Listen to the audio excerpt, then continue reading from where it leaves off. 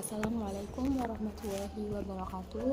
Perkenalkan, nama saya Evi Khotijah dari Prodi PGMI semester 4. Video ini saya buat untuk memenuhi tugas yang diberikan oleh Bapak Kurnia Lukman Mustafa selaku dosen mata kuliah konsep dasar akidah akhlak MI. Di video ini saya akan menjelaskan tentang karakteristik siswa dan implementasi dengan akidah akhlak. Nah, sebelumnya yang materi pertama saya akan menjelaskan tentang latar belakang dari karakteristik siswa. Yang pertama itu ada keterampilan peserta didik yang heterogen. Terus ada pendekatan pertama, pendekatan kedua, dan pendekatan ketiga. Terdapat rumusan masalahnya, ada hakikat, cara, dan manfaat. Tujuannya, hakikat, cara, manfaat. Karakter, terdapat karakter yakni sifat, perilaku, motivasi, dan keterampilan. Peserta didik ini memiliki definisi. Yang pertama itu secara etimologi, Undang-Undang nomor 20 tahun 2003. Terdapat hakikat peserta didik, memiliki dunianya sendiri, memiliki perbedaan dalam tahap-tahap perkembangan dan pertumbuhannya, memiliki kebutuhan yang harus dipenuhi baik menyangkut kebutuhan jasmani maupun rohani, memiliki berbagai perbedaan individual, terdiri dari dua unsur utama, jasmaniah dan rohaniah. Makhluk Allah yang telah dibekali berbagai potensi atau fitrah yang perlu dikembangkan secara terpadu.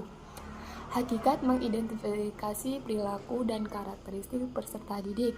Terdapat tujuannya, yakni untuk menentukan garis batas antara perilaku yang tidak perlu diajarkan. Yang kedua, perilaku yang harus diajarkan kepada peserta didik. Cara untuk mengidentifikasi karakter peserta didik, ada perilaku awal peserta didik, yakni memberikan pre-testing, yakni tes awal yang dilakukan secara dimulai pembelajaran untuk menguji entry behavior, kemampuan awal peserta didik berkenan dengan tujuan pembelajaran tertentu yang harus dikuasai peserta didik. Yang kedua, pemberian tes dari tingkat bawah atau tes yang berkaitan dengan materi ajar sesuai dengan panduan kurikulum. Terdapat karakteristik awal peserta didik. Yang pertama, kuesioner, interview, observasi, dan tes untuk mengukur apakah peserta didik dan mampu mencapai tujuan belajarnya atau tidak.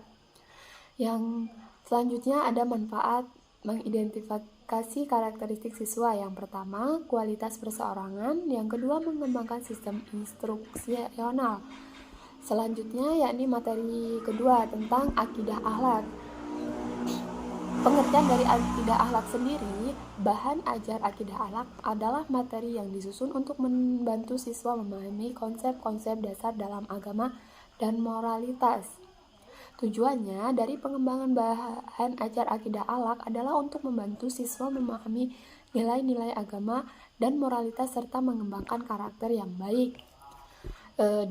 Terdapat proses pengembangan bahan ajar akidah akhlak, yakni proses pengembangan bahan ajar akidah akhlak melibatkan beberapa tahapan.